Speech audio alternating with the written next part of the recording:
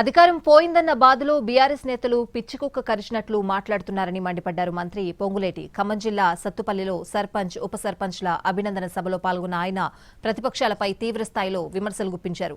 10 ఏళ్లు పాలించిన నాయకులు ఇప్పుడు రోడ్లపై ఇష్టారీతిన మాట్లాడుతున్నారని ఫైర్ అయ్యారు. రాష్ట్రాన్ని అగ్నిగుండంగా మారుస్తున్నామన్న వ్యాఖ్యలు బాధ్యతారాహిత్యమైనవని తెలిపారు మంత్రి పొంగులేటి.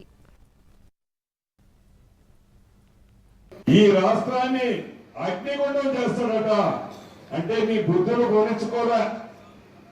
నీకు అధికారం ఉంటే ఒక పద్ధతి, నీకు అధికారం లేకపోతే రాష్ట్రాన్ని అగ్నిగుండంగా ఎలా చేసి ఆ అగ్నిగుండం మంటలని చలికాసుకోవాలని తాపత్రయపడుతున్నావు. నువ్వు కేవలం నీ స్వార్థం కోసం, మీ స్వలాభం కోసం, మీ పదవుల కోసం మీరు తాపత్రయపడుతున్నారు తప్ప తెలంగాణ రాష్ట్ర ప్రజల కోసం కానీ, తెలంగాణ రాష్ట్రంలో ఉండే పేదోళ్ల కోసం కానీ, తెలంగాణ రాష్ట్రాన్ని అభివృద్ధి చేసే దాంట్లో కానీ మీ కృషి ఎక్కడ కనిపించడం లేదనేది ఒక్కసారి మీరు ఆత్మ పరిశీలన చేసుకోమని ఈ వేదిక ద్వారా ఆ మాజీలకి మరొక్కసారి తెలియజేస్తూ, అగ్నిని రేకెత్తించాలి అంటే ఈ ప్రభుత్వానికి, గౌరవ ముఖ్యమంత్రి రేవంత్ రెడ్డి గారికి, ఈ కేబినెట్ మంత్రులకి దాని మీద చన్నీలు ఎలా చల్లాలో మాకు బాగా తెలుసు.